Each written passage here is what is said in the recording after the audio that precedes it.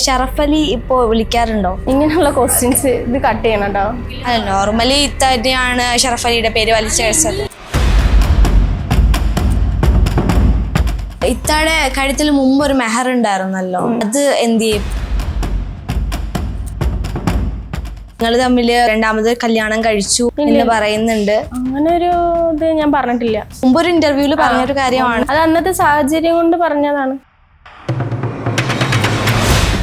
കല്യാണം കഴിഞ്ഞ് ഭർത്താവ് മരിച്ചു പോയ ഒരാള് വീണ്ടും ഒരു ചെറുപ്പക്കാരനുമായിട്ട് കറങ്ങാൻ പോകുന്നത്, അല്ലെങ്കിൽ പലതരത്തിലുള്ള നെഗറ്റീവ് കമന്റ്സ് പുറത്ത് ഇങ്ങനെ വരുന്നുണ്ട്. എനിക്ക് ശരിക്കും പറഞ്ഞാൽ നമ്മളെ യൂട്യൂബ് ചാനലാണല്ലോ, അപ്പൊ ചിലപ്പോൾ നമ്മൾ ഇങ്ങനെയുള്ള ആൾക്കാരനായിട്ടൊക്കെ മീറ്റ് ചെയ്യേണ്ടി വരും, സംസാരിക്കേണ്ടി വരും. എല്ലാം വേറെ കണ്ടുകൊണ്ട് പറഞ്ഞാൽ ഇനിയിപ്പോൾ എനിക്കൊന്നും പറയാനില്ല. ഓന്റെ കാര്യം കഴിഞ്ഞപ്പോൾ ഷറഫ് അലി കൈയൊഴിഞ്ഞു പോയതായിട്ട് തോന്നുന്നുണ്ടോ? ഷറഫ് അലി ഇപ്പോൾ വിളിക്കാറുണ്ടോ? ഷറഫ് അലിനെ കുറിച്ചിട്ടുള്ള ക്വസ്റ്റ്യൻസ് മാത്രം ചോദിക്കണമെങ്കിൽ ഞാൻ ഇന്റർവ്യൂ എടുക്കാൻ പറ്റില്ല. ഇന്റർവ്യൂസിൽ ഞാൻ ഷറഫ് അലിനെ കുറിച്ചിട്ടുള്ള വീഡിയോസ് ഞാൻ ഇനി കൊടുക്കില്ല. കാരണം ഞാൻ അവനിക്കത് ഒരു വാക്ക് കൊടുത്തതാണ്. ഇനിയും ഷറഫ് അലിനെ കുറിച്ചിട്ടുള്ള ക്വസ്റ്റ്യൻസ് ആണെന്ന് പറഞ്ഞാൽ ഞാൻ ഒരിക്കലും ഇനി ഇന്റർവ്യൂ തരില്ല.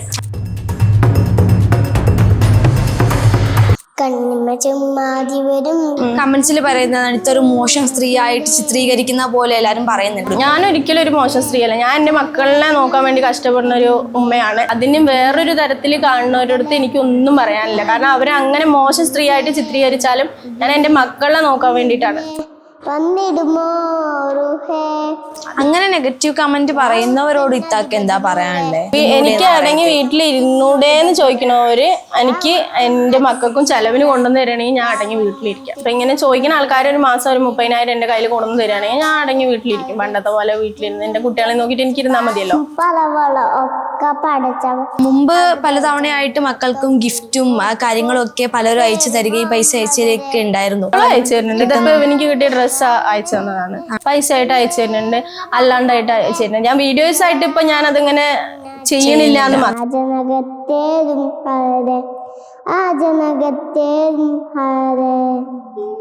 വാട്സാപ്പ് വഴി ഇംഗ്ലീഷ് പഠിക്കാൻ ഇംഗ്ലീഷ് കഫേ ഉള്ളപ്പോൾ ഇംഗ്ലീഷ് ഒരു വിഷയമേ അല്ല. English cafe presents you the perfect English. English cafe, we present you the perfect English. WhatsApp now 9633388575. എല്ലാവർക്കും നമസ്കാരം. മഴവിൽ കേരളത്തിന്റെ മറ്റൊരു എപ്പിസോഡിലേക്ക് ഏവർക്കും സ്വാഗതം. ഞാൻ ആമിന സലീം. പ്രതിസന്ധി ഘട്ടങ്ങൾ ഒരുപാട് ഉണ്ടായിട്ടുണ്ട്, കുറ്റപ്പെടുത്തലുകൾ അതിലേറെ ഉണ്ടായിട്ടുണ്ട്. ഇതിലൊക്കെയും തരണം ചെയ്ത് മുന്നോട്ട് പോകുന്ന ഒരാളാണ് ഇന്ന് എന്നോടൊപ്പം ഉള്ളത്, ഷാജിദ ഷാജി. ചേച്ചി നമസ്കാരം. എന്തൊക്കെയാണ് ഇത്ത പുതിയ വിശേഷങ്ങളൊക്കെ? പുതിയ വിശേഷം കാര്യമായിട്ട് വിശേഷങ്ങളൊന്നുമില്ല, പ്രത്യേകിച്ച് വിശേഷങ്ങളൊന്നുമില്ല. മക്കളൊക്കെ സുഖമായിട്ടിരിക്കുന്നു. എവിടെയാണ് അവരൊക്കെ? സുഖാണ്. എല്ലാവരും മക്കള് പഠിക്കുക, 2 അവിടെയാണ്, 3 ഇവിടെ പഠിക്കുന്നുണ്ട്. സ്കൂളിൽ പോയേക്കുവാണ്. അപ്പോൾ ഇപ്പോൾ പൊതുവേ കേൾക്കുന്ന ഒരു നെഗറ്റീവ് കമന്റ് ആണ്, ഇത്ത പുറത്തൊക്കെ കറങ്ങാൻ പോകുമ്പോൾ മക്കളെ കൊണ്ടുപോകുന്നില്ല, എന്തുകൊണ്ട് കൊണ്ടുപോകുന്നില്ല എന്ന് ചോദിക്കുന്നവരോട് എന്താ പറയാനുള്ളത്? പുറത്തൊക്കെ പോകുന്നിടത്തൊക്കെ മക്കളെ കൊണ്ടുപോകാൻ പറ്റില്ലല്ലോ. നമ്മൾ ഓരോ കാര്യങ്ങൾക്ക് വേണ്ടിയിട്ട് പോകണമല്ലേ. പിന്നെ മക്കള് പഠിച്ചോണ്ടിരിക്കല്ല. എന്നാലും മക്കൾക്കും ആഗ്രഹം കാണല്ലോ, ഉമ്മയുടെ കൂടെ അവിടെ പോകണം ഇവിടെ പോകണം എന്നൊക്കെ. അതെ അതെ, അങ്ങനെ ഞാൻ അവരെ കൊണ്ടുപോകാറുണ്ട്.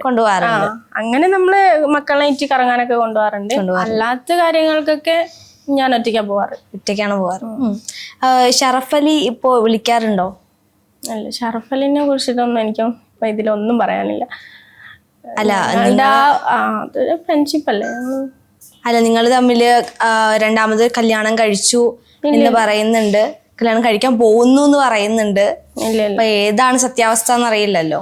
ഇല്ല, അങ്ങനെ ഒരു ഇത് ഞാൻ പറഞ്ഞിട്ടില്ല. മുമ്പൊരു ഇന്റർവ്യൂല് പറഞ്ഞൊരു കാര്യമാണ്. പറഞ്ഞതാണ്, അത് കഴിഞ്ഞില്ലേ. അത് അതിന്റെ ആ ഒരു ചാപ്റ്റർ അവിടെ ക്ലോസ് ആയി. പിന്നെ അതിന്റെ ശേഷം ഒന്നും അതിനെ കുറിച്ചിട്ടൊന്നും ഇല്ല. അപ്പോ ഷറഫ് അലി ലൈഫിൽ നിന്ന് പോയി എന്നാണോ? ഷറഫ് അലി ഒരു ഫ്രണ്ട് ആണല്ലോ, ഇപ്പോഴും ഫ്രണ്ട്ഷിപ്പ് ഉണ്ട്. അപ്പോ എന്തിനാണ് കല്യാണമാണ്, കല്യാണം കഴിക്കാൻ പോവാണ്? അത് അന്നത്തെ സാഹചര്യം കൊണ്ട് പറഞ്ഞതാണ്. ആ സാഹചര്യങ്ങൾ ഞാൻ അന്നത്തെ ഇന്റർവ്യൂവിൽ കാര്യങ്ങളൊക്കെ പറഞ്ഞിട്ടുണ്ടായിരുന്നു. ഓന്റെ കാര്യം കഴിഞ്ഞപ്പോ ഷറഫ് അലി കൈയൊഴിഞ്ഞു പോയതായിട്ട് തോന്നുന്നുണ്ടോ? അവന്റെ കാര്യം കഴിയാൻ പറഞ്ഞാൽ അതിന് അവൻ കല്യാണം കഴിക്കുക അങ്ങനത്തെ ഒരു ഇതൊന്നുമില്ല, അത് ഞാനായിട്ട് പറഞ്ഞതാണ്. പിന്നെ അവന്റെ കാര്യങ്ങൾ കഴിഞ്ഞിട്ടാകുമ്പോ പറഞ്ഞാൽ അവൻ എവിടെയും പോയിട്ടില്ല. അവൻ അല്ലെങ്കിൽ ദുബായിൽ വർക്ക് ചെയ്യുന്ന ഒരാളാണ്. അവൻ ദുബായിലാണ്, എവിടെയും പോയിട്ടില്ല. അവന്റെ വർക്ക് സ്ഥലത്ത് വർക്ക് ചെയ്തുകൊണ്ടിരിക്കുകയാണ്. അത് മുമ്പ് പറഞ്ഞിട്ടുള്ള ഒരു കാര്യമാണ്, ഷറഫ് അലി വന്നാൽ ഉടനെ കല്യാണം കഴിക്കും, അല്ലെങ്കിൽ ഷറഫ് അലി എന്നെ വിട്ടിട്ട് പോവില്ല, എന്റെ കൂടെ തന്നെ കാണും എന്നുള്ളൊരു കാര്യം ഇത്ത പ്രോമിസ് ചെയ്ത് അല്ലെങ്കിൽ അങ്ങനെ ഒരു പറഞ്ഞ കാര്യമായിരുന്നു. പിന്നെ എന്തുകൊണ്ട് ഇതൊന്ന് മാറിപ്പോയി? ഷർഫലി ഫ്രണ്ട്ഷിപ്പായിട്ട് എന്നും കൂടെ ഉണ്ടാവും, അതിപ്പോഴും ഉണ്ട്. അവൻ പോയിട്ടൊന്നുമില്ല. അല്ലാണ്ട് ഇപ്പൊ കല്യാണം കഴിച്ച് കൂടെ ഉണ്ടാവും എന്നൊന്നും ഞാൻ പറഞ്ഞിട്ടില്ല. അലിത്ത തന്നെയാണ് മുമ്പ് ഒരു ഇന്റർവ്യൂവിൽ പറഞ്ഞിട്ടുണ്ടായിരുന്നത്, കല്യാണം കഴിക്കാൻ പോവാണ്, ലൈഫ് ലോങ് കൂടെ കാണും, എന്റെ മക്കളെ എല്ലാം നോക്കുന്നുണ്ട്, അവരും അക്സെപ്റ്റ് ചെയ്തു എന്നൊരു കാര്യം. അത് കഴിഞ്ഞിട്ടൊരു ഇന്റർവ്യൂ വന്നിട്ടുണ്ടായിരുന്നു, അതെല്ലാം തിരുത്തി പറഞ്ഞിട്ടുള്ള ഒരു ഇന്റർവ്യൂ. അതെന്തുകൊണ്ടായിരുന്നു അങ്ങനെ ഒരു തിരുത്തി പറയാനുള്ള ഒരു കാരണം? അത് ഞാൻ പറഞ്ഞില്ല, എൻ്റെ സാഹചര്യം കൊണ്ട് പറഞ്ഞ ഒരു സംഭവമാണ് ഷർഫലിൻ്റെ ആ ഒരു കാര്യം. അതും ഞാൻ എൻ്റെ വീഡിയോയിൽ യൂട്യൂബ് ചാനലിൽ ഒരിക്കലും ഷർഫലിനെ കല്യാണം കഴിച്ചു എന്ന് ഞാൻ പറഞ്ഞിട്ടില്ല. അങ്ങനത്തെ ഒരു കാര്യം ഞാൻ പറഞ്ഞിട്ടില്ല. പിന്നെ ഞങ്ങൾ തമ്മിലുള്ള ഒരു ജസ്റ്റ് ഞങ്ങള് പുറത്തു പോയൊരു വീഡിയോ എടുത്തിട്ടിട്ടുണ്ടായിരുന്നു. ആ ഒരു സംഭവം വേറെ ആൾക്കാരെ എടുത്തിട്ടിട്ട് വന്ന കുറെ കാര്യങ്ങളാണ്. അപ്പോൾ നിങ്ങളിങ്ങനെ വരുമ്പോൾ കാണാറുണ്ട്, റൂം എടുത്ത് താമസിക്കാറുണ്ട് എന്ന് പറയുന്നുണ്ട്. അപ്പൊ കല്യാണം റൂം എടുത്ത് താമസിക്കാറുണ്ടെന്നൊന്നും ഞാൻ പറഞ്ഞിട്ടില്ല, ഞങ്ങൾ വരുമ്പോൾ മീറ്റ് ചെയ്യാറുണ്ടെന്ന് പറഞ്ഞു. ഇത് തന്നെയാണ് ഒരു മുമ്പ് ഒരു ഇന്റർവ്യൂല് പറഞ്ഞിട്ടുണ്ടായിരുന്നത്. പുറത്ത് പോയിട്ടുണ്ടായിരുന്നു, 2 ദിവസം റൂം എടുത്തു, അവിടെ താമസിച്ചു. ഇല്ല 2 ദിവസം റൂം എടുക്ക് താമസിക്കൊന്നും ചെയ്തിട്ടില്ല. അവൻ വരുമ്പോ ഞങ്ങൾ മീറ്റ് ചെയ്തിട്ടുണ്ട്. ഞങ്ങൾ ഇതേപോലെ അവന്റെ ഫ്രണ്ട്സും ഞങ്ങൾ ഒക്കെ കൂടിയിട്ട് വയനാട് പോയി, അങ്ങനെയൊക്കെ പറഞ്ഞു. ഓൾറെഡി ഇത്തടെ കല്യാണം കഴിഞ്ഞു, 15 വർഷം ഒരുമിച്ച് ജീവിച്ചു, ഇക്ക പോയി. അതിനുശേഷം ഒരു കൂട്ട് വേണം എന്ന് തോന്നിയപ്പോഴാണ് ഷറഫലി എന്നൊരാള് ഫ്രണ്ട്ഷിപ്പിലൂടെ കടന്നു വരുന്നതും കല്യാണം കഴിക്കണം എന്നൊരു തീരുമാനത്തിലെത്തുന്നതും. അങ്ങനെയായിരുന്നു നിലവിൽ പറഞ്ഞു വെച്ചിരുന്നത് വരെ. അപ്പൊ അതിൽ നിന്നും പെട്ടെന്ന് മാറാൻ എന്തെങ്കിലും ഒരു റീസൺ കാണുമല്ലോ? അത് പറഞ്ഞാല് ഫ്രണ്ട്ഷിപ്പിന്റെ രീതിയിൽ ഞങ്ങള് ഇക്ക മരിച്ചതിന് ശേഷം വന്നൊരു ഫ്രണ്ടാണ്. നല്ല രീതിയിൽ ഞങ്ങൾ മുന്നോട്ട് പോയിട്ടുണ്ടായിരുന്നു.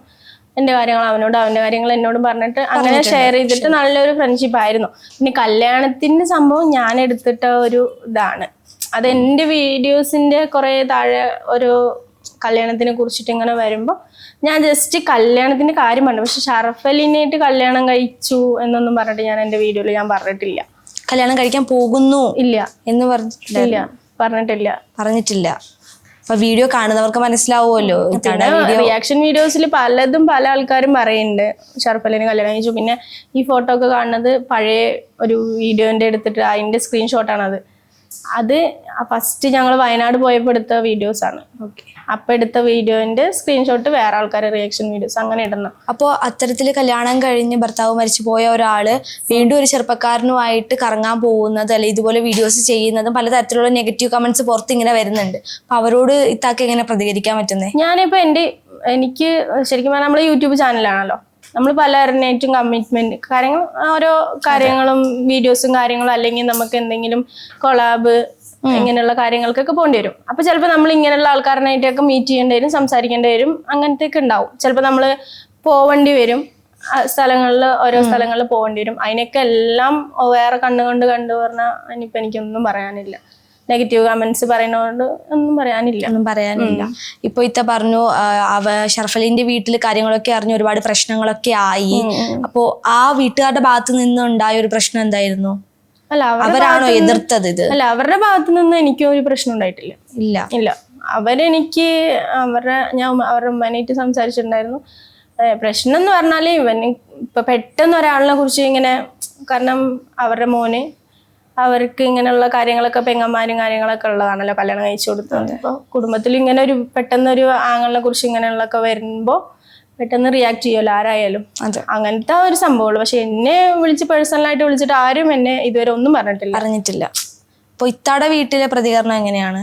എൻ്റെ വീട്ടിൽ അങ്ങനെ എനിക്ക് ഉമ്മ മാത്രമേ ഉള്ളൂ, അങ്ങനെ പ്രതികരിക്കാൻ മാത്രം ആരും അങ്ങനെ ഇല്ല. സഹോദരങ്ങൾ ആരും ഇപ്പൊ വരാറില്ലേ? അവര് വെക്കേഷനിൽ വരും, പോവും. കഴിഞ്ഞ വെക്കേഷനിൽ വന്നിട്ടുണ്ടായിരുന്നു, പോയി. അപ്പൊ ഇത്താക്കിപ്പം റിഗ്രറ്റ് എന്തെങ്കിലും തോന്നുന്നുണ്ടോ? അങ്ങനെ പറയണ്ടായിരുന്നു?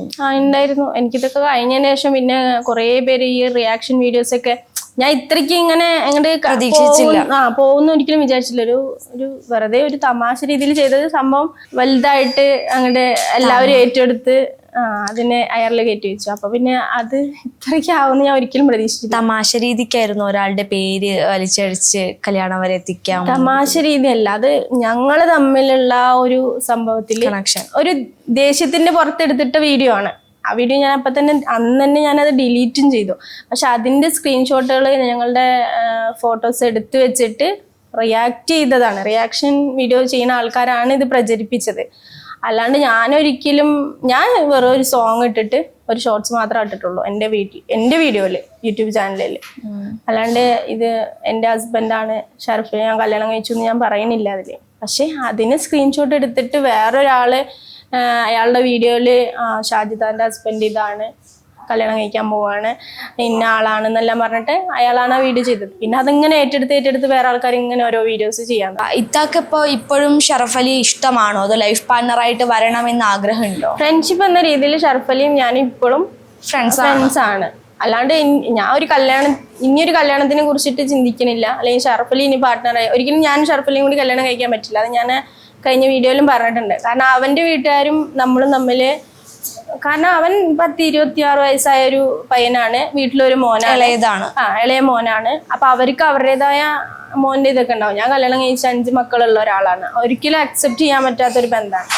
അതുകൊണ്ട് ഞാൻ അതിലേക്ക് ഇനി വരുന്നില്ല. ഷറഫ് അലി ഞാൻ കല്യാണം കഴിച്ച് പാർട്ട്ണറായിട്ട് അങ്ങനെ കൊണ്ടുപോകും. ഇതൊന്നും ആലോചിക്കാതെ ആയിരുന്നില്ലേ ആദ്യം അങ്ങനെ ഒരു സ്റ്റേറ്റ്മെന്റ് പറഞ്ഞതും ഒക്കെ? അതന്നെ ഞാൻ പറഞ്ഞല്ലോ, അത് ഞാൻ എടുത്തു ചാടി ചെയ്ത ഒരു സംഭവമാണെന്ന് ഞാൻ പറഞ്ഞല്ലോ. അപ്പൊ അതിനെ കുറിച്ച് ഷറഫ് അലി ഇപ്പൊ എന്താ പറയുന്നത്, അങ്ങനെ പറഞ്ഞതിനെ കുറിച്ച്? അതിനെ കുറിച്ച് ഒന്നും പറയാനില്ല. ഇപ്പൊ റിയാക്ഷൻ വീഡിയോസ് ചെയ്യുന്ന ആൾക്കാരനെ അവരിനായിട്ട് നമ്മൾ കോണ്ടാക്ട് ചെയ്തിട്ട് അവരുടെ അടുത്ത് നമ്മൾ ഇങ്ങനെയുള്ള കാര്യങ്ങളൊക്കെ പറഞ്ഞു. ഞങ്ങൾ ശരിക്കും കേസൊക്കെ കൊടുക്കാമെന്ന് വിചാരിച്ചതാണ്. പിന്നെ ഒരു റിയാക്ഷൻ ഒന്നുമല്ലല്ലോ, കുറേ റിയാക്ഷൻ വീഡിയോസ് വരുന്നുണ്ട്. എല്ലാവരുടെ പേരിലും നമുക്ക് ഇതിന്റെ പിന്നാലെ ഇങ്ങനെ നടക്കാൻ പറ്റില്ലല്ലോ. ഞങ്ങൾ അതങ്ങനെ വിട്ടു. അപ്പോൾ ഷറഫ് അലിക്ക് ഇത്താനോട് താല്പര്യമുണ്ടോ? ഇങ്ങനെയുള്ള ക്വസ്റ്റ്യൻസ് ഇത് കട്ട് ചെയ്യണം കേട്ടോ. ഞാനല്ല, ഷറഫ് അലിനെ കുറിച്ചിട്ടുള്ള ക്വസ്റ്റ്യൻസ് മാത്രം ചോദിക്കണമെങ്കിൽ ഞാൻ ഇന്റർവ്യൂ എടുക്കാൻ പറ്റില്ല. കാരണം ഇനി അവനെ വലിച്ചഴിച്ചിട്ടുള്ള ഇന്റർവ്യൂസ് ഞാൻ ഇനി കൊടുക്കില്ല. നോർമലി ഇത്തന്നെയാണ് ഷറഫ് അലിയുടെ പേര്. അല്ല, ഇനി ഇന്റർവ്യൂസിൽ ഞാൻ ഷറഫ് അലിനെ കുറിച്ചിട്ടുള്ള വീഡിയോസ് ഞാൻ ഇനി കൊടുക്കില്ല. കാരണം ഞാൻ അവനിക്കത് ഒരു വാക്ക് കൊടുത്തതാണ്. ഇനി അവന്റെ പേര് കാരണം അവന്റെ ലൈഫ് അത് ബാധിക്കും, അവന്റെ വീട്ടുകാരനെ അത് ബാധിക്കും. ഞാനായിട്ട് ഇനി അവന്റെ വീട്ടുകാരനെ അവനെയും വലിച്ചഴിച്ചിട്ട് അവനിക്ക് വേറൊരു ലൈഫ് ഉള്ളതാണ്. അപ്പോൾ ഒരിക്കലും ഞാൻ ഇനി ആ ഒരു ഇന്റർവ്യൂസിൽ ഫുള്ള് അവന്റെ പേര് വലിച്ചഴിക്കുന്നത് ശരിയല്ല. അപ്പൊ അങ്ങനെ ഫുള്ള് ഷറഫ് അലിനെ കുറിച്ചുള്ള ക്വസ്റ്റ്യൻ ആണ് പറഞ്ഞാൽ ഞാൻ ഇന്റർവ്യൂ വേണ്ടാന്ന് തന്നെ വെക്കാം.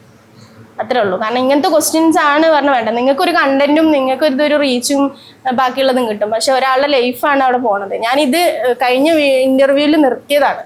അപ്പൊ ഇപ്പോ ഒരുപാട് കാര്യങ്ങൾ വന്നു. വീഡിയോസ് ചെയ്യുമ്പോഴൊക്കെയും കമന്റ്സിൽ പറയുന്നതാണ് ഇതൊരു മോശം സ്ത്രീ ആയിട്ട് ചിത്രീകരിക്കുന്ന പോലെ എല്ലാരും പറയുന്നുണ്ട്. അപ്പൊ അതിനെ കുറിച്ച് ഇത്താക്ക് എങ്ങനെ പ്രതികരിക്കാൻ പറ്റുന്നത്? അവരോട് എന്താ റിപ്ലൈ കൊടുക്കും? ഞാൻ ഒരിക്കലും ഒരു മോശം സ്ത്രീയല്ല. ഞാൻ എൻ്റെ മക്കളെ നോക്കാൻ വേണ്ടി കഷ്ടപ്പെടുന്ന ഒരു ഉമ്മയാണ്. കാരണം ഒരു മക്കളല്ല, 5 മക്കളുടെ ഉമ്മയാണ്. അപ്പൊ ഈ 5 മക്കളും ഒരുപോലെ മുന്നോട്ട് കൊണ്ടുപോകണമെങ്കിൽ എനിക്ക് നല്ല കഷ്ടപ്പാടുണ്ട്. കാരണം 1-2 മക്കളിൽ തന്നെ മുന്നോട്ട് ക്ലാസ് കാര്യങ്ങളൊക്കെ ആയിട്ട് മുന്നോട്ട് പോകുമ്പോൾ തന്നെ അറിയാം. അതിൻ്റെ ഇടയിൽ 5 മക്കളെ നോക്കണ കഷ്ടം അറിയണതാണ്. കാരണം വേറൊരു സപ്പോർട്ടോ കാര്യങ്ങളോ ഒന്നുമില്ല നമുക്ക്. ഞാൻ മാത്രമേ ഉള്ളൂ. അപ്പൊ ഞാനായിട്ടത് മുന്നോട്ട് പോകണം. അപ്പൊ ഞാൻ എന്ത് വീഡിയോസ് അല്ലെങ്കിൽ ഞാൻ ഇതിന് വേണ്ടിയിട്ട് എൻ്റെ മക്കളെ നോക്കാൻ വേണ്ടിയിട്ട് ഞാൻ പല ഭാഗത്തും പോകും. അങ്ങനെയൊക്കെ അതിന് വേറൊരു തരത്തിൽ കാണുന്നവരടുത്ത് എനിക്കൊന്നും പറയാനില്ല. കാരണം അവരെ അങ്ങനെ മോശം സ്ത്രീ ആയിട്ട് ചിത്രീകരിച്ചാലും ഞാൻ എൻ്റെ മക്കളെ നോക്കാൻ വേണ്ടിയിട്ടാണ്. ഇപ്പൊ അങ്ങനെയെന്ന് പറഞ്ഞാല് തെളിവ് സഹിതം കൊണ്ടുവരണം. ഞാനിപ്പോ ഒരു വേറുള്ള ഒരു സംഭവത്തിന് നടക്കണെന്ന് പറഞ്ഞാൽ അങ്ങനെയുള്ള തെളിവ്. ഒരിക്കലും ഞാൻ അങ്ങനെ അതിലേക്ക് പോണില്ല. അപ്പൊ പിന്നെ ഇവര് പറയുന്നതിന് വെറുതെ കമന്റ്സ് ഇങ്ങനെ ഇട്ട് നെഗറ്റീവ് കമന്റ്സുകൾ ഇങ്ങനെ ഇടാന്നല്ലാണ്ട് അതിനെ കുറിച്ചൊരു തെളിവില്ല. പിന്നെ ആരായാലും ഇപ്പൊ പണിക്ക് പോയാലും അല്ലാണ്ടാണെങ്കിലും എവിടെയാണെങ്കിലും ഇപ്പൊ നമ്മളിപ്പോ ഒരു ജോലിക്ക് പോവുകയാണെങ്കിൽ വേറെ ഏതെങ്കിലും ഇപ്പൊ എറണാകുളം, കൊച്ചി എവിടെയെങ്കിലും ജോലിക്ക് പോവുകയാണെങ്കിലും നമ്മള് ജോലി ചെയ്യുന്ന സ്ഥലത്ത് നിൽക്കണമല്ലോ. നമ്മൾ ഹോസ്റ്റലായാലും എവിടെയായാലും നിൽക്കണം. അതൊരിക്കലും നമ്മൾ വേറൊരു ഭാഗം അല്ലെങ്കിൽ വേറൊരു സംഭവത്തിന്റെ ഇതിലായിട്ട് പോയി പെടുന്നില്ലല്ലോ. നമ്മുടെ മക്കളെ പോറ്റാൻ വേണ്ടി നമ്മൾ പണിയെടുക്കണം. അപ്പൊ യൂട്യൂബ് ചാനൽ എന്നുള്ളത് ഇപ്പൊ എനിക്ക് അതിന്നാണ് വരുമാനം. അതുകൊണ്ട് ഞാൻ അത് ഏറ്റെടുത്ത് നടക്കണം. അതിന്റെ ഭാഗമായിട്ട് ഞാൻ ഓരോ സ്ഥലങ്ങളിൽ പോകണു, വീഡിയോസ് ഇടുന്നു, അങ്ങനെയൊക്കെ ഉള്ളൂ. അല്ലാണ്ട് ഇതിലെനിക്ക് മോശം സ്ത്രീയാണെന്നുള്ള കമന്റ്സുകൾ വരുന്നതിലും അല്ലെങ്കിൽ നീ അങ്ങനെ അവന്റെ പിന്നാലെ പോയി ഇവന്റെ പിന്നാലെ പോയി എന്ന് പറയുന്നതിൽ ഞാൻ അതുകൊണ്ടാണല്ലോ ഇപ്പോഴും പിടിച്ചു നിൽക്കുന്നത്. കാരണം എൻ്റെ ഭാഗത്ത് അങ്ങനെ ഞാൻ തളർന്ന് ഇപ്പം ഇത്രയും റിയാക്ഷൻ വീഡിയോസ് വന്നപ്പോഴും ഞാൻ തളർന്നിട്ടില്ല. കാരണം എന്താ, എൻ്റെ ഭാഗത്ത് സത്യമുണ്ട്. അതുകൊണ്ട് ഞാൻ അങ്ങനെ പോണു. അപ്പൊ ഏതെങ്കിലും ഒരു പോയിന്റ് ഇത്താക്ക് വിഷമം അങ്ങനെ വന്നിട്ടുണ്ടോ? റിയാക്ഷൻ വീഡിയോസ് കാണുമ്പോൾ നമ്മളെ വിഷമിക്കും. കാരണം അവര് ഇടുന്നത് അത്രയും മോശമായിട്ടാണ്. അങ്ങനെയാണ് ഇങ്ങനെയാണ് എന്നുള്ള എല്ലാ രീതിയിൽ ഇടുമ്പോൾ നമുക്ക് വിഷമം വരും. പക്ഷെ നമ്മൾ അതിൽ നിന്നൊക്കെ പിടിച്ചു നിന്നാലാണ് നമുക്ക് മുന്നോട്ട് പോകാൻ പറ്റുള്ളൂ. ജീവിതത്തിൽ നമ്മൾ എന്താ പറയാ, ഞാൻ കുറച്ച് കഷ്ടപ്പെട്ട ആളാണ് എൻ്റെ മക്കളെ വളർത്തിയെടുക്കാൻ പറ്റുള്ളൂ. അതുകൊണ്ട് ഞാൻ പിടിച്ചു നിൽക്കണോ, അത്രേ ഉള്ളൂ. ഇത്താക്ക് ഇപ്പൊ യൂട്യൂബ് മാത്രമാണോ വരുമാനമായിട്ടുള്ളത്? യൂട്യൂബ് തന്നെ ഉള്ളൂ. ഇത്താക്ക് ഇനിയൊരു വിവാഹം കഴിക്കണം എന്ന് തോന്നുന്നുണ്ടോ? മക്കൾക്ക് ഒരു തുണ വേണം? മക്കൾക്ക് തുണ വേണം എന്നുള്ള ആവശ്യമില്ല. മക്കള് ആൺകുട്ടികളാണ്, അവര് വളരും. മോനിപ്പോ 15 വയസ്സായി, മൂത്ത മോന് 15 വയസ്സായി. അവനൊരു 2-3 കൊല്ലം കഴിഞ്ഞ് അവന്റെ സ്റ്റാൻഡിൽ നിൽക്കാനുള്ള ആളായി. അപ്പൊ അവർക്കൊരു തുണയില്ല, നമുക്കൊരു സപ്പോർട്ടിന് ഒരാള് കൂടെ ഉള്ളത് നല്ലതാണ്. അതും നമ്മളെ മനസ്സിലാക്കിയിട്ട് നമ്മളെ കാര്യങ്ങളൊക്കെ അറിഞ്ഞിട്ട് വരുന്ന ഒരാള് നമുക്ക് സപ്പോർട്ട് കൂടെ ഉള്ളത് നല്ലതാണ്. കാരണം മക്കളൊക്കെ വളർന്ന് വലുതാവുമ്പോ നമ്മൾ ഒറ്റപ്പെടുന്ന ഒരു രീതിയിൽ പിന്നെ ഇന്നത്തെ കാലത്ത് ഇപ്പൊ ഇങ്ങനെ പറയണ്ടല്ലോ, പുറത്തൊക്കെ നമ്മൾ പോകുമ്പോ മോശം ആയിട്ട് പോവാണ്, അങ്ങനെ കാണാൻ പോവാ. അപ്പൊ നമുക്ക് നമ്മളുടേതായ ഒരാൾ കൂടെ ഉണ്ടെങ്കിൽ നമുക്ക് ആളുടെ സപ്പോർട്ടുമായിട്ട് കൂടെ പോവാൻ. അപ്പോൾ അങ്ങനെ ഒരാള് കല്യാണം കഴിക്കാൻ താല്പര്യമുണ്ട് എന്ന് പറഞ്ഞു വന്നാല്, എല്ലാം അറിഞ്ഞുകൊണ്ടൊന്നും ഒരാൾ വന്നാൽ അക്സെപ്റ്റ് ചെയ്യും. അപ്പൊ വീട്ടുകാരും ഇത് തന്നെയാണ് സപ്പോർട്ട് ചെയ്യുന്നത്? വീട്ടുകാർ പറയും, അല്ലെങ്കിലും നമ്മളെ അറിഞ്ഞിട്ട് നമ്മളുടെ ഇതിലേക്ക് വരുന്ന ഒരാളുണ്ടെങ്കിൽ വീട്ടുകാർക്ക് പ്രശ്നമൊന്നുമില്ല, കുഴപ്പമൊന്നുമില്ല. അപ്പൊ മക്കളൊക്കെ ഇപ്പൊ ഹാപ്പി ആയിട്ടല്ലേ? ഹാപ്പിയാണ്. മൂത്ത മോന് 15 വയസ്സ്, ബാക്കിയുള്ള മോനെ 9th പഠിക്കണം, 13 വയസ്സ്, അങ്ങനെ താഴെ. പിന്നെ ഒരു കാര്യം കേട്ടു, യൂട്യൂബ് ചാനൽ നിർത്താൻ പോകുന്നു എന്നൊരു വാർത്ത കേട്ടായിരുന്നല്ലോ. യൂട്യൂബ് ചാനൽ നിർത്താൻ പോവാണ്. അത് ഞാൻ നിർത്താനല്ല, ഞാൻ നിർത്താൻ പോവാണെന്ന് പറഞ്ഞിട്ട് കുറെ പേര് എന്നെ, അത് കുറച്ച് ദിവസം ഒരു ഗ്യാപ്പ് ഇട്ടിട്ടുണ്ടായിരുന്നു, ഒരു 1 വീക്ക് ഒക്കെ ഞാൻ വീഡിയോസ് ഇടാണ്ട് വിട്ടിട്ടുണ്ടായിരുന്നു. അപ്പൊ കുറെ പേര് ഞാൻ വീഡിയോ നിർത്താൻ പോവാണ്, ഇനി വീഡിയോസ് ഇടണില്ല, നെഗറ്റീവ് കമന്റ് കൊണ്ട് ഞാനാകെ തളർന്നു, ഇനി വീഡിയോസ് ആയിട്ട് മുന്നോട്ട് വരില്ല എന്നൊക്കെ പറഞ്ഞിട്ട് അങ്ങനെ കുറച്ച് പേര് എനിക്ക് വിളിക്കുകയും ചെയ്തു. അങ്ങനത്തെ കുറെ ഇത് കണ്ടു.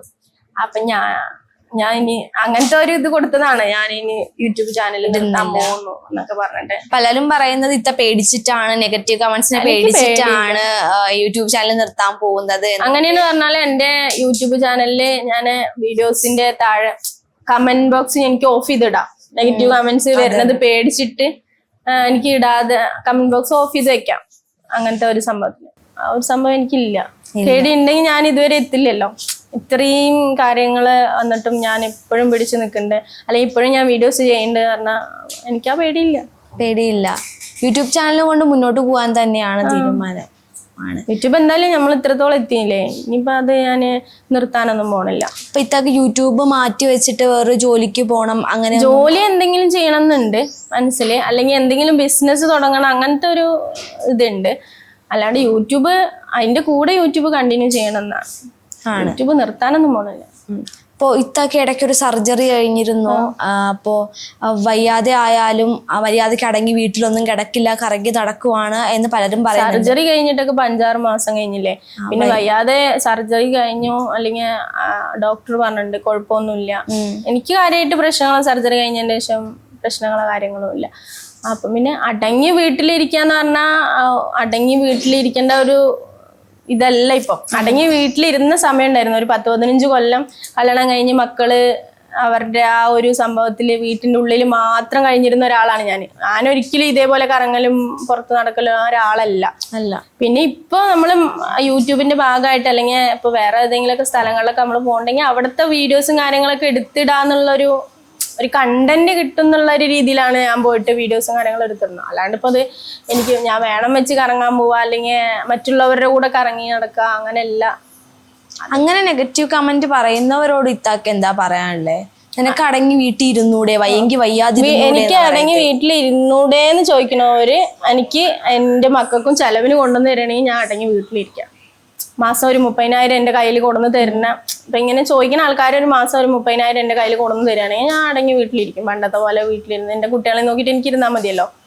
അങ്ങനെ കമന്റ് ഇടുന്നവരുടെ അടുത്ത് എനിക്ക് അതാ പറയാനുള്ളൂ. ഇത്താടെ കഴുത്തിൽ മുമ്പ് ഒരു മെഹർ ഉണ്ടായിരുന്നല്ലോ, മെഹർ കിട്ടിയത്, അത് എന്ത് ചെയ്യപ്പോ?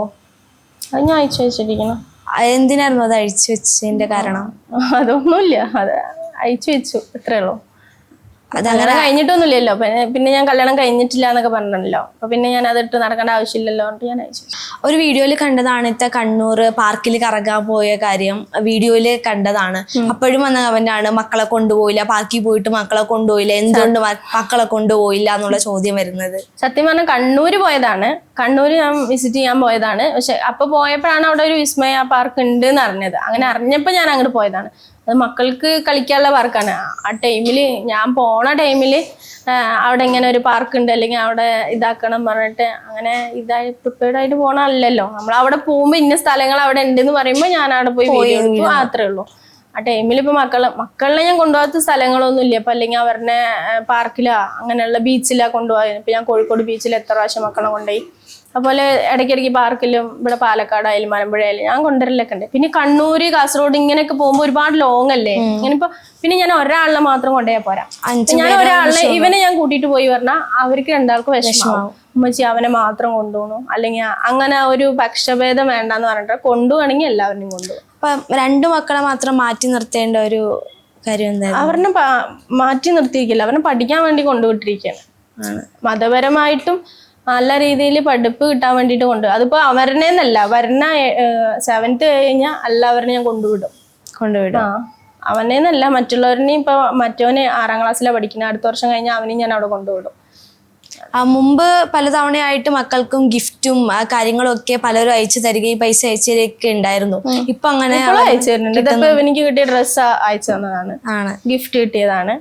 പൈസ ആയിട്ട് അയച്ചു തരുന്നുണ്ട്, അല്ലാണ്ടായിട്ട് അയച്ചു തരുന്നുണ്ട്. ഞാൻ വീഡിയോസ് ആയിട്ട് ഇപ്പൊ ഞാൻ അതിങ്ങനെ ചെയ്യണില്ല എന്ന് മാത്രം. എന്തിനാണ് അപ്പൊ പറയും അവൾക്ക് എന്തിനാ അയച്ചു കൊടുക്കുന്നത്, അവൾ ഒരുപാട് ദൂർത്താണ്, അവൾക്ക് അങ്ങനെയുള്ളത്. ഇപ്പോഴും ഇന്ന് പോലെ എനിക്ക് ആൾക്കാർ വിളിച്ചിട്ടുണ്ട്, ഇന്നത് അയക്കാം മക്കൾക്ക് എന്ന് പറഞ്ഞിട്ട്.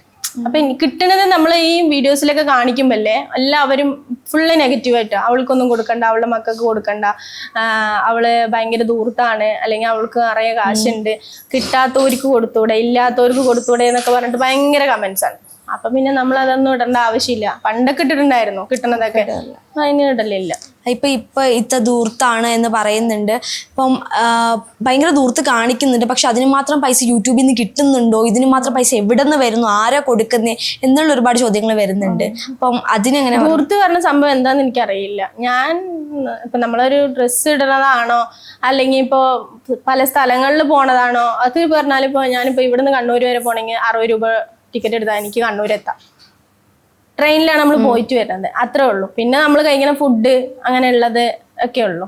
പിന്നെ നമ്മൾക്ക് പോണ ഭാഗത്തൊക്കെ നമുക്ക് സബ്സ്ക്രൈബേഴ്സ് ഉണ്ട്. ഇപ്പൊ ഇന്നലെയും കൂടി കാസർഗോഡ് നിന്ന് ഒരാൾ വിളിച്ചിട്ട് അങ്ങനെ പറഞ്ഞിട്ടുണ്ടായിരുന്നു, ഞങ്ങൾ കാസർഗോഡാണ്, നിങ്ങളുടെ വീഡിയോ ഭയങ്കര ഇഷ്ടമാണ്, നിങ്ങൾ വരുമ്പോൾ ഞങ്ങളുടെ അടുത്ത് വരണം. അതുപോലെ കോഴിക്കോടായാലും നമുക്ക് സബ്സ്ക്രൈബേഴ്സ്. അപ്പൊ നമ്മളെ ഇഷ്ടപ്പെടുന്ന ഒരുപാട് പേരുണ്ട്, സബ്സ്ക്രൈബേഴ്സ് ആയാലും അല്ലാത്തവരായി. അപ്പൊ ദൂർത്തടി അങ്ങനെയുള്ള സംഭവങ്ങളൊന്നും ഇല്ല. പറയണവര് പിന്നെ അവൾക്ക് ഒരുപാട് കാശ് വരുന്നുണ്ട്, എവിടുന്ന കാശ്, അവളെ ഒരുപാട് ആൾക്കാരെ പറ്റിച്ചിട്ട് പൈസ ഉണ്ടാക്കുകയെന്നൊക്കെ പറയും. എനിക്കറിയില്ല. എനിക്ക് കിട്ടണ വരുമാനം, അല്ലെങ്കിൽ യൂട്യൂബിൽ നിന്ന് കിട്ടണ വരുമാനം സേവ് ചെയ്ത് വെച്ചിട്ട് നമ്മൾ അതിന് ചെലവ് നടന്ന് പോണതാണ്. അല്ലാണ്ട് നമുക്ക് ലക്ഷങ്ങൾ വരുമാനമൊന്നും വരുന്നില്ല. പറയണവർക്ക് എന്തും പറയാലോ, കാണിച്ചു കൊടുക്കാനൊന്നും പറ്റില്ലല്ലോ അവർക്കും. നമുക്കിപ്പോ തെളിവ് ഇപ്പൊ ഇങ്ങനെ ചെയ്ത് കാണിച്ചു കൊടുക്കാനൊന്നും പറ്റില്ലല്ലോ, അതിന്റെ ആവശ്യമില്ലല്ലോ.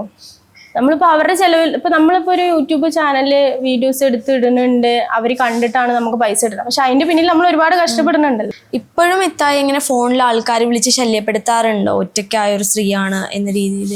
ഇല്ല, ശല്യപ്പെടുത്തല് വിളിക്കും, സബ്സ്ക്രൈബേഴ്സ് വിളിക്കും. അത് ആണായാലും പെണ്ണുങ്ങളായാലും വിളിക്കലുണ്ട്, സംസാരിക്കലുണ്ട്, ഇഷ്ടമാണ്, വീഡിയോസ് കാണലുണ്ട് എന്ന് പറഞ്ഞിട്ട് വിളിക്കുന്നതാണ്. ശല്യമായിട്ട് ഇപ്പോൾ ആരും വിളിക്കലില്ല. ഇത്താക്ക് എപ്പോഴെങ്കിലും ഏതെങ്കിലും സാഹചര്യത്തിൽ തോന്നിയിട്ടുണ്ടോ ഇത് തുടങ്ങണ്ടായിരുന്നു അല്ലെങ്കിൽ ചെയ്യണ്ടായിരുന്നു യൂട്യൂബ്? ഇല്ലല്ലോ, ഒരിക്കലും തോന്നിയിട്ടില്ല. കാരണം ഞാൻ മരിച്ചതിന് ശേഷം ഉള്ളപ്പോഴേ തുടങ്ങി വെച്ചൊരു സംഭവമാണ്. അത് മരിച്ചതിന് ശേഷമാണ് ഇത് കണ്ടിന്യൂ ആയിട്ട് ചെയ്തുകൊണ്ടിരുന്നിട്ടുണ്ടായിരുന്നത്. അപ്പൊ അത് അന്ന് തുടങ്ങിയത് നല്ലതായിരുന്നു എന്ന് വിചാരിക്കുന്നു. കാരണം ഞാനിപ്പോ ഒരു ഷോപ്പിൽ വർക്കിന് പോയി നിന്നാലും കൂടി എനിക്ക് ഇങ്ങനെയുള്ള മക്കളെ ഇത്രയുള്ള വരുമാനം കിട്ടില്ല. കാരണം നമ്മൾ അത്ര പഠിച്ചിട്ടൊന്നുമില്ലല്ലോ. ഇപ്പൊ ഡ്രസ്സായാലും എന്തായാലും നമ്മളിപ്പോ ഒരു സെയിൽസ് ഗേൾ ആയിട്ടാണ് പോയി നിൽക്കുള്ളൂ. അതിന് ഇപ്പൊ 10-200 രൂപ 300 രൂപ നമുക്ക് സാലറി ആയിട്ട് ആവില്ല.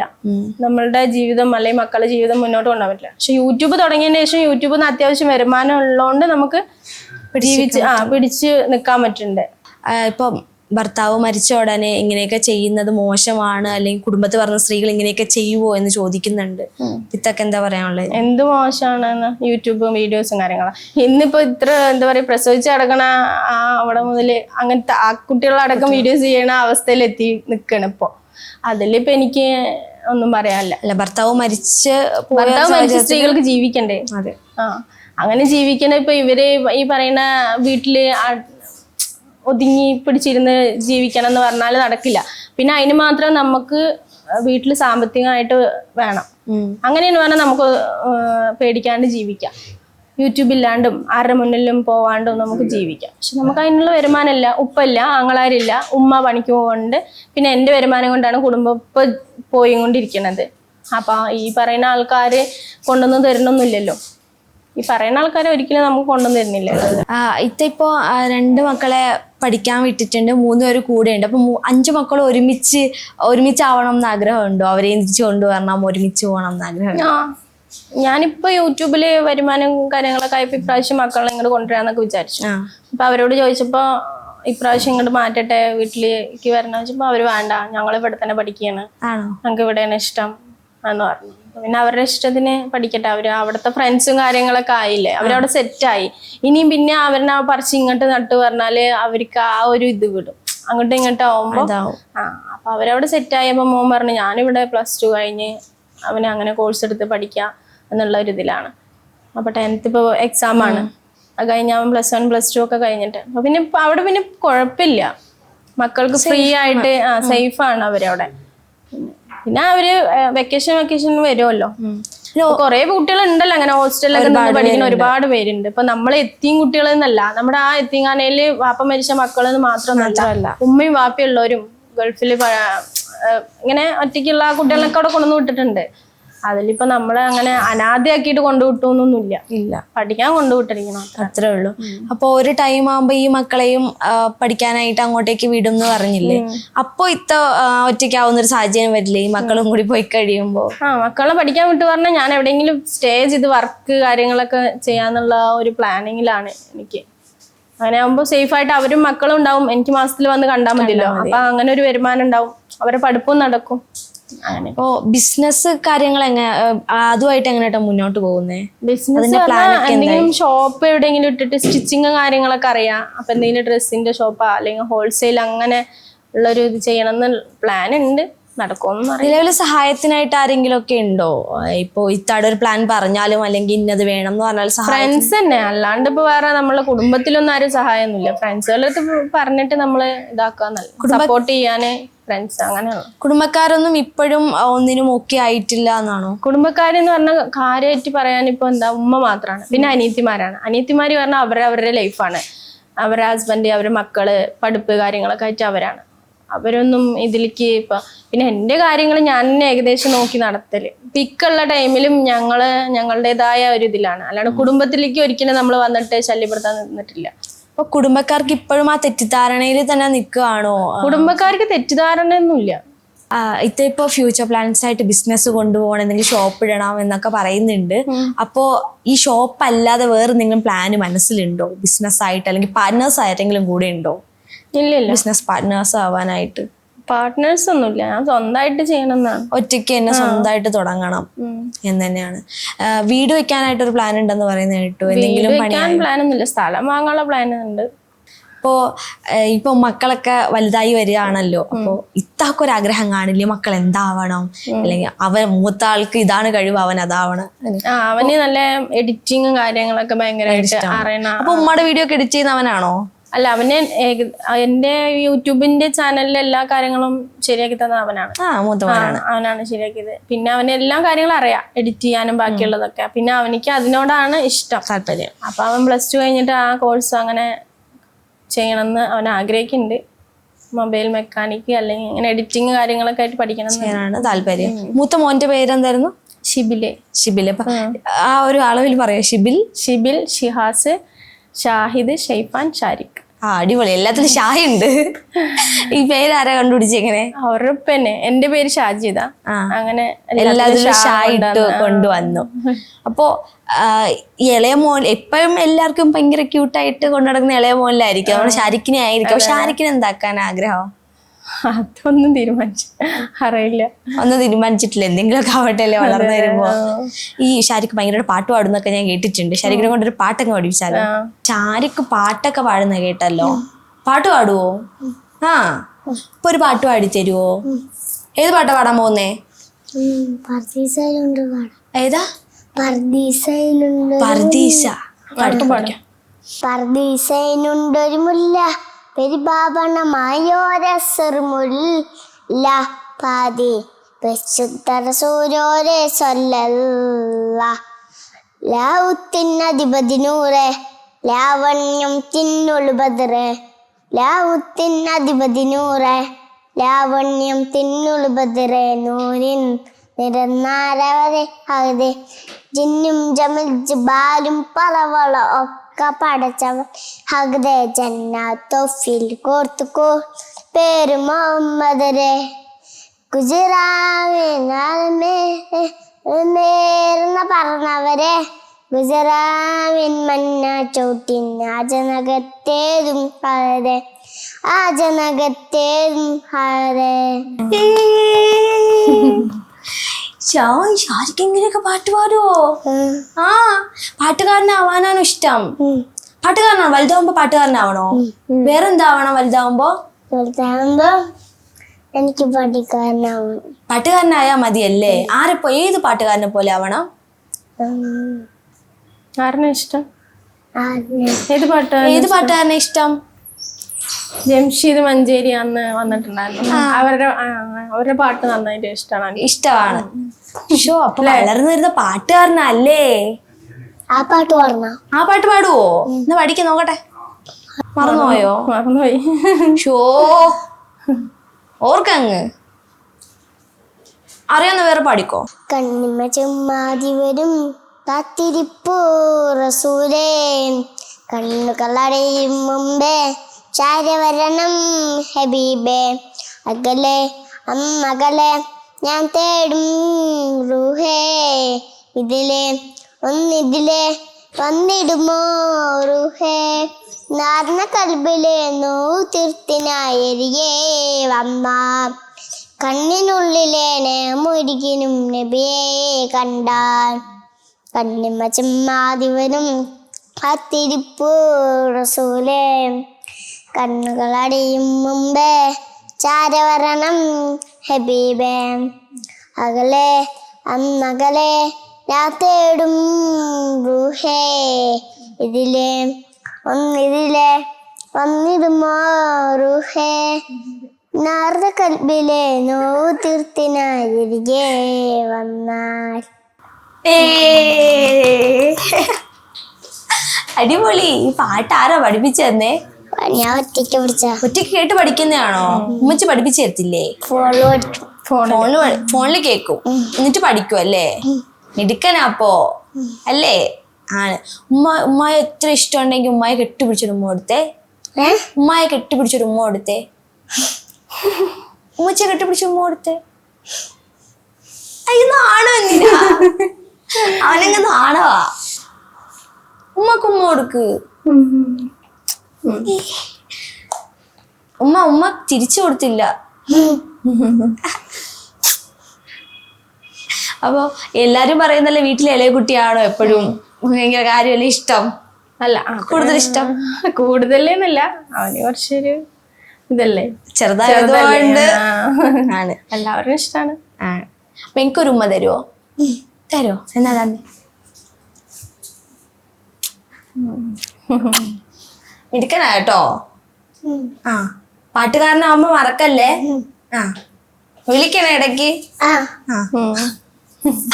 അപ്പൊ ഇന്നത്തെ താരം നമ്മുടെ ഷാരിക്കാണ്. അപ്പൊ ഇപ്പോ ഒരുപാട് പ്രതിസന്ധി ഘട്ടങ്ങളൊക്കെ തരണം ചെയ്ത് ഇങ്ങനെ ജീവിക്കുകയാണ്. 5 മക്കളൊക്കെ ഹാപ്പി ആയിട്ട് പോകുന്നുണ്ട്. അപ്പൊ എല്ലാരും പഠിച്ച് നല്ല നിലയിൽ എത്തട്ടെ. ഇത്തായും ഹാപ്പി ആയിട്ട് പറയുന്ന ബിസിനസ് പ്ലാനും ഫ്യൂച്ചറിൽ ആഗ്രഹിക്കുന്ന ഒക്കെ നടക്കട്ടെ എന്ന് ആശംസിക്കുന്നു. ഒരുപാട് സന്തോഷം കേട്ടോ ഇത്ര നേരം സംസാരിച്ചതിൽ. Okay, thank you.